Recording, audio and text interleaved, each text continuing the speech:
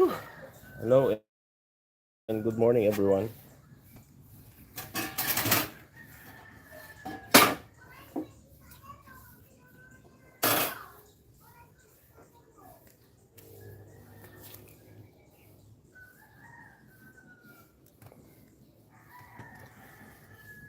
Another live for today.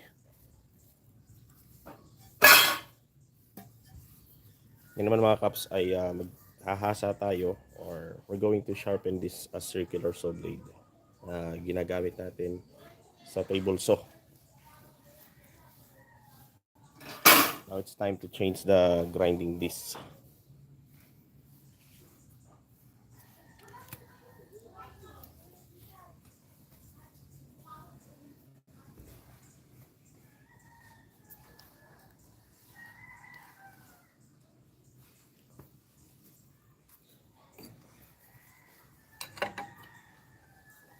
This is a carbide grinding disc for carbide. Now we will change this into a normal grinding disc so that we can sharpen the circular saw blade. We're going to change this with this kind of grinding disc.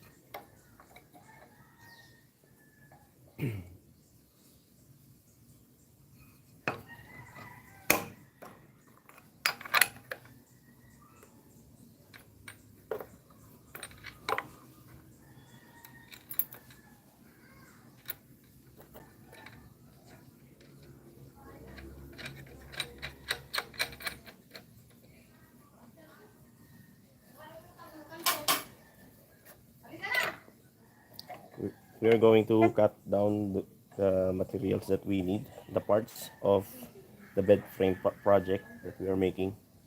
So first we have to sharpen the circular saw blade.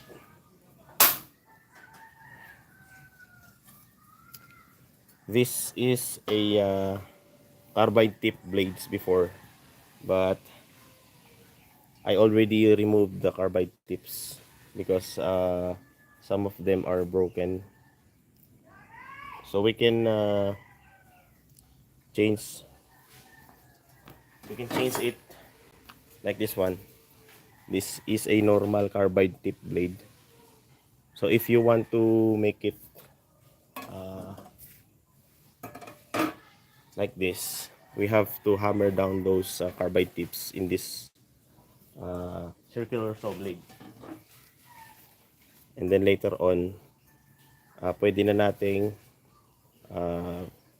hasain.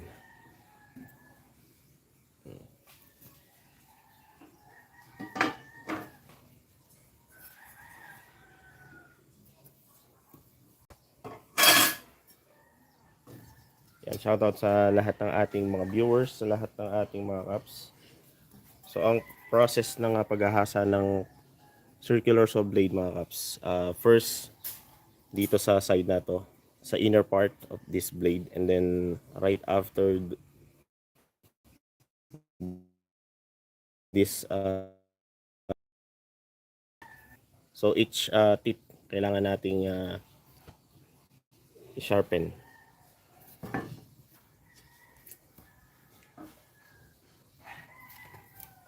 Each tooth, I should say.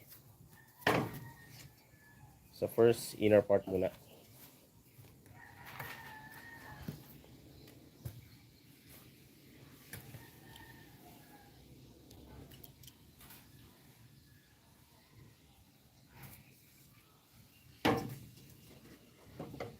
One by one.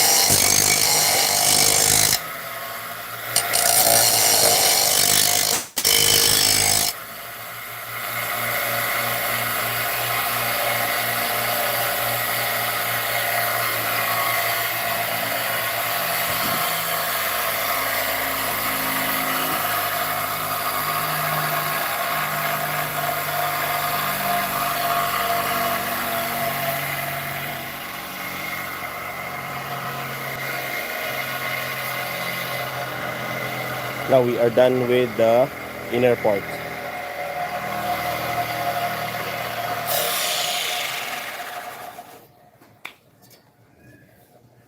We are done with the inner part. So we have to make sure that from bottom to the upper part of this tooth is being grinded.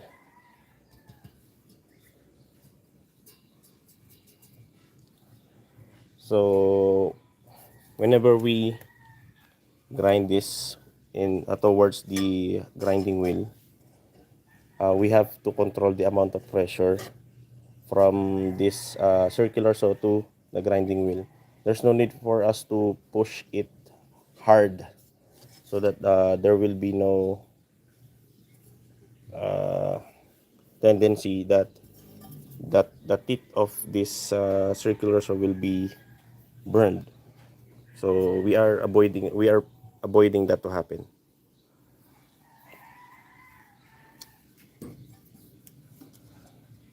We cannot sharpen this tip if there is still a carbide tip, just like this one.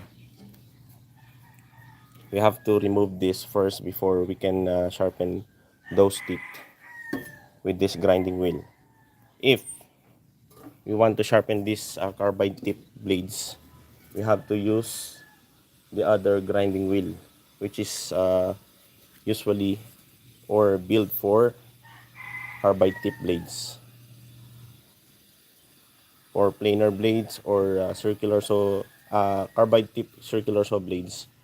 We use this grinding wheel built for carbide tip blades.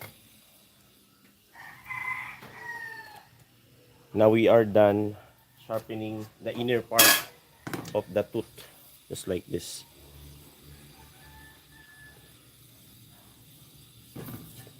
Now we are moving with this back side of the tooth. So the motion will be like this until we reach the tip of the blade from the bottom, then circular motion up until the tip of this circular saw blade. Now this is how it goes.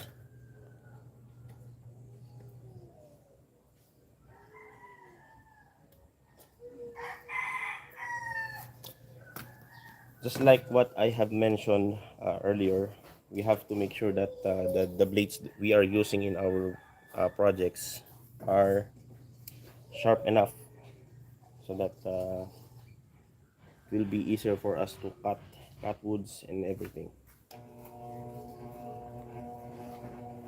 Shout out sa dumaan.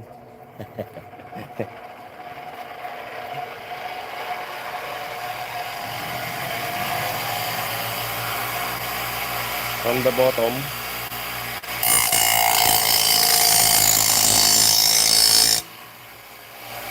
so up until we reach the top or the peak, the tip of the blade, we have to stop right there, and it's already sharp. So there's no need for us to make it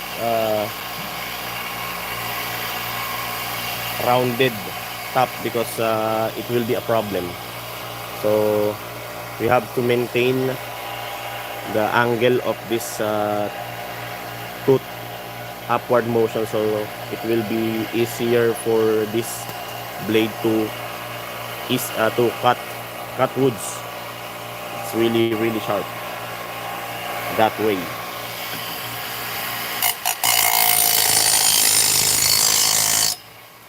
By the way, this is 16 inches diameter circular saw blade, and I've been using this for a year or more than a year.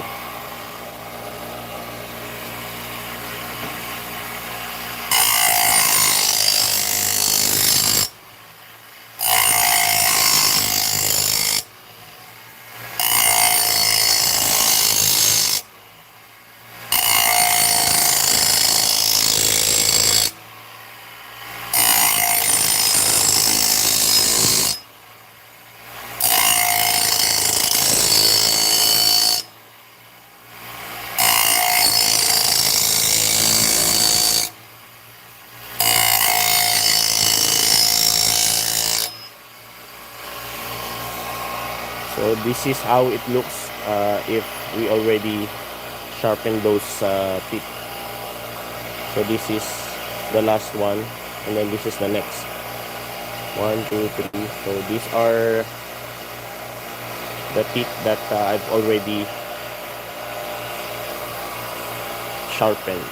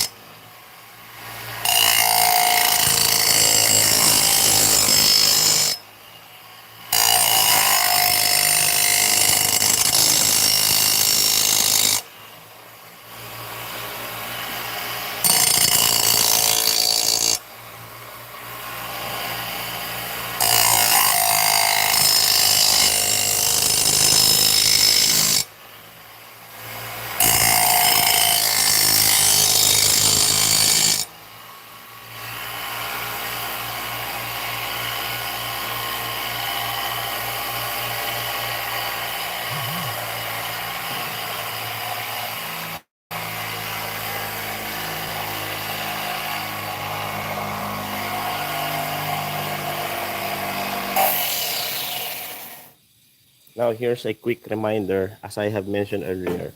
We have to control the amount of pressure that we put into this circular saw blade. So we just let this grinding wheel to grind freely, or just a little amount of pressure, because if we add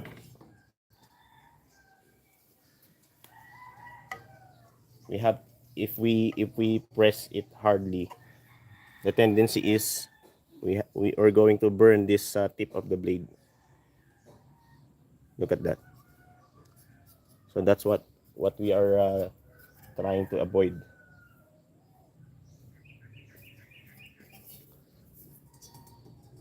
As you can see, all of these this circular saw blade teeth has been sharpened already. So that's how we sharpen circular saw blade here in the Philippines.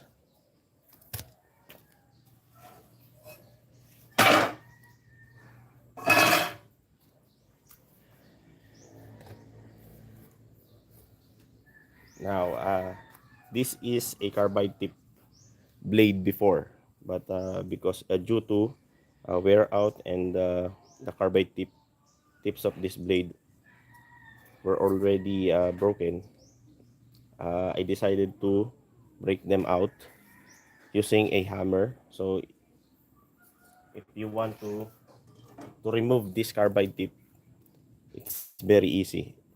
You have to hammer those tip, and then it will break out, and then you can now sharpen those blades using a grinding wheel or a bench grinder.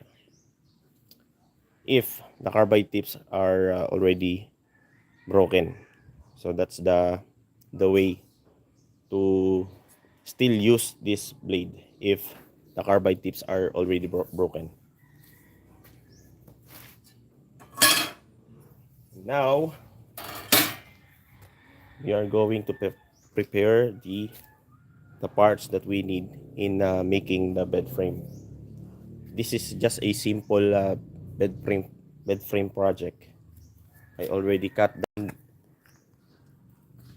the frames, the footboard post, footboard and the headboard post,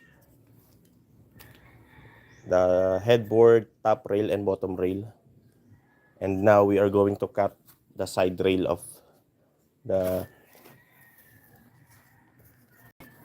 of the bed frame.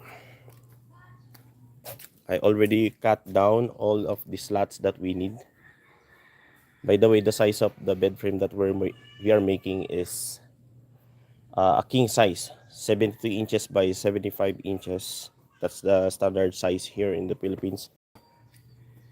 There are also 80, which is American size, 80 inches, the length.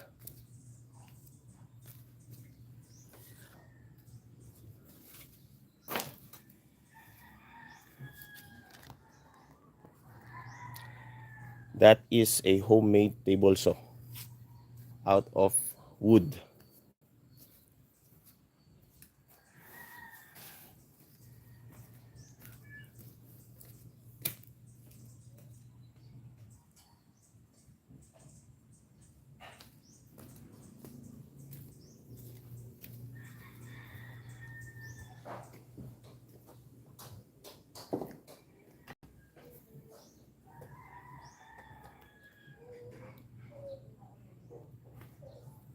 So we just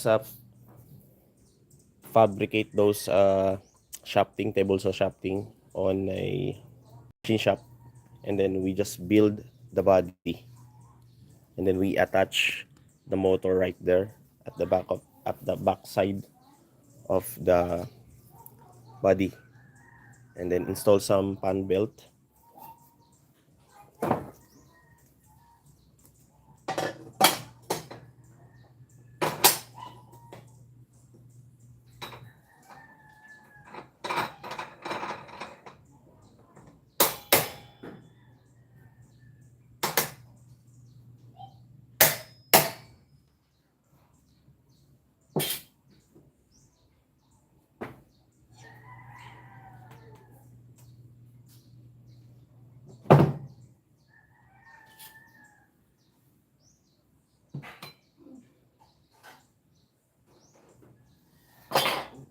Nice and sharp.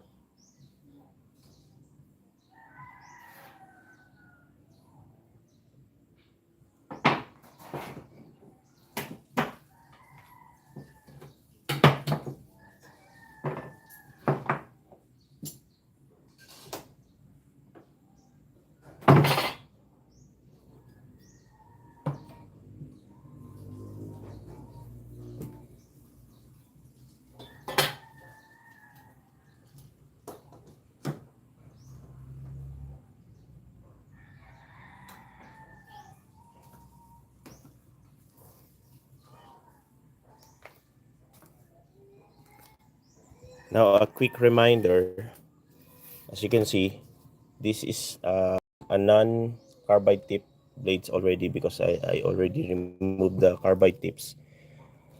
Whenever we do that, after we remove the carbide tips, We also bend just a little bit right, right and left, so that the the blade will not be stuck whenever we use it in cutting woods or big huge timbers like that.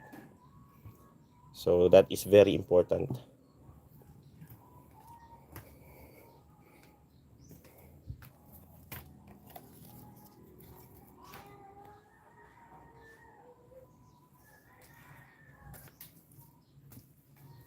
Yeah,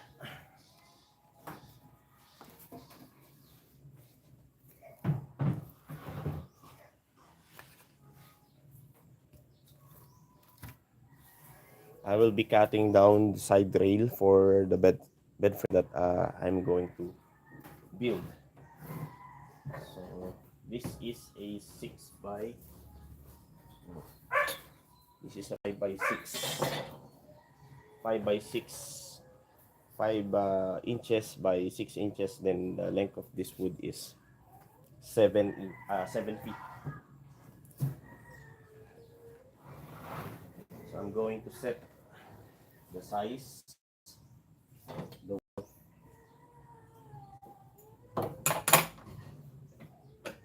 table for guide.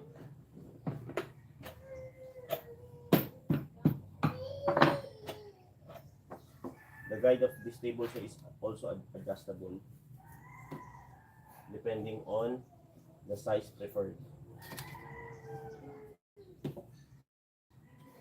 So we're going to cut down 1 1/4 or around 3 centimeters width.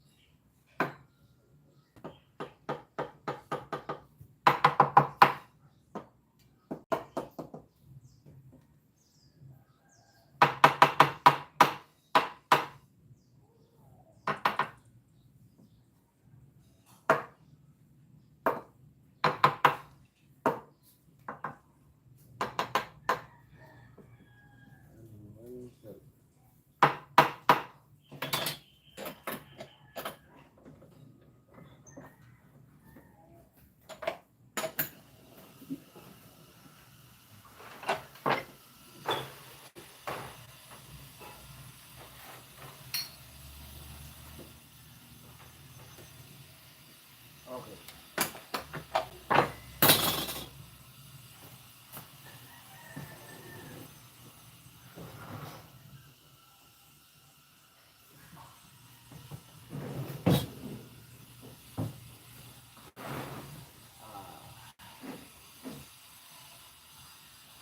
This is really huge.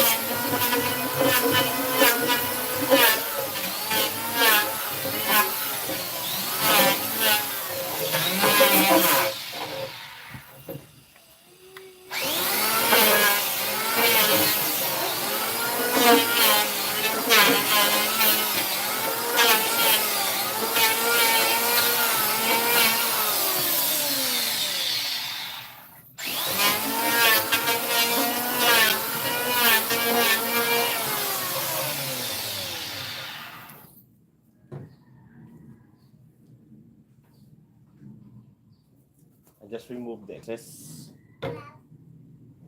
being left by the chainsaw cut. The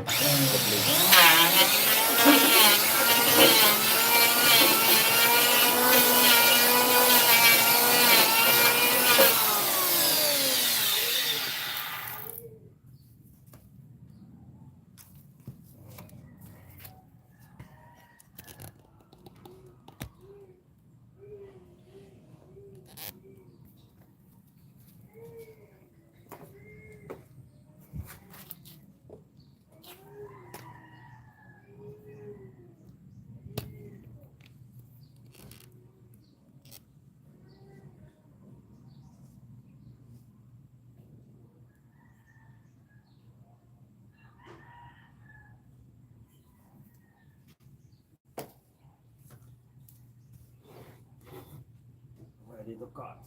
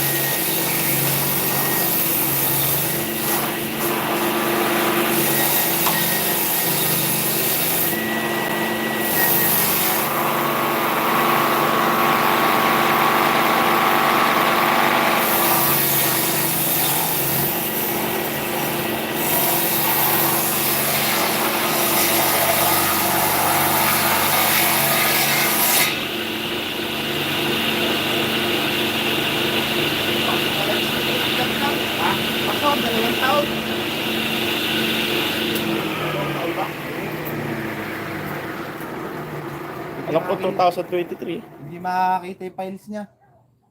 Kahit anong gawin. Yun lang. Sa Manila pa kinuha. Pero kung dito yun, makasasave yun.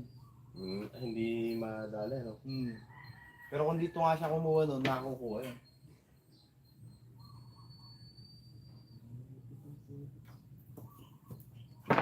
Bakit naipit? Natungtab? Pumalipit.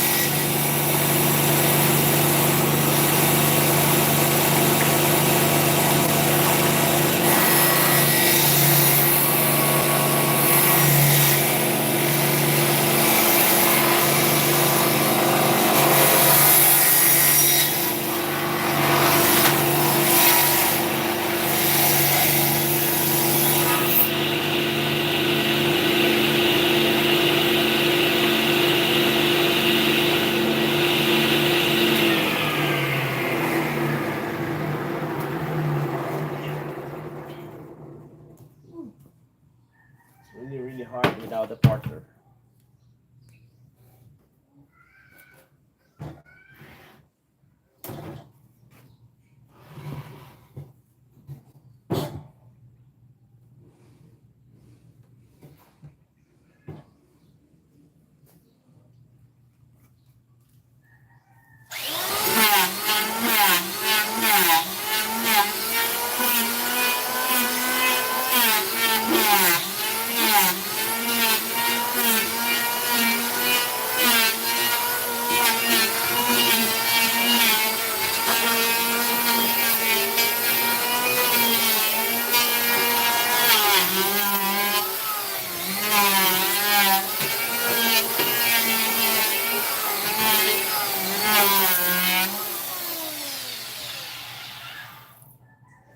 This is fine.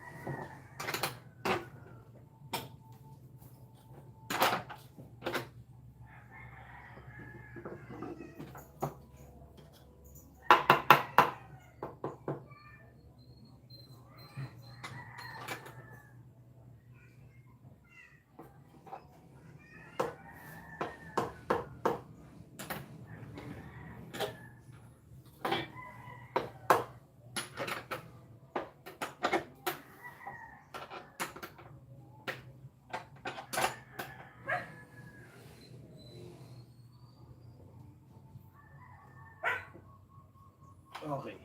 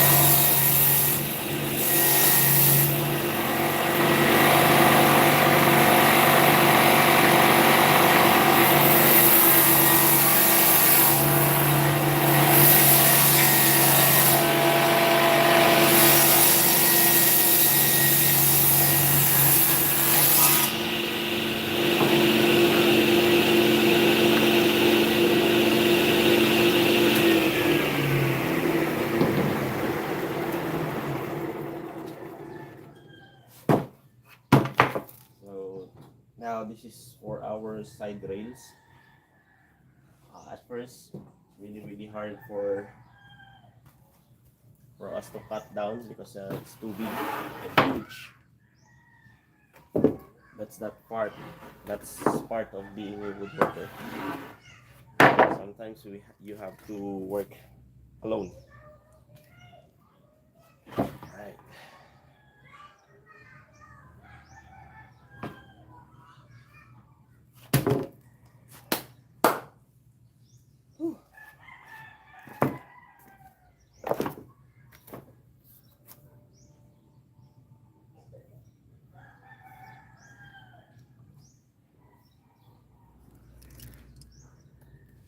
Side rails, slats, headboard posts, and footboard posts. Top and bottom rails for headboard and footboards were already being cut. And the frames for the slats are also done. So next up is using a pattern. So before cutting those parts of the bed frame, we have to make a pattern first.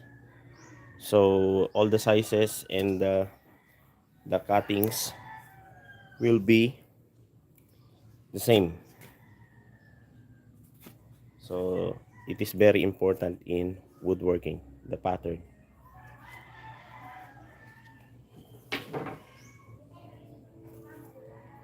We make patterns for the headboard and footboard, and also for slats body, the bed frame body.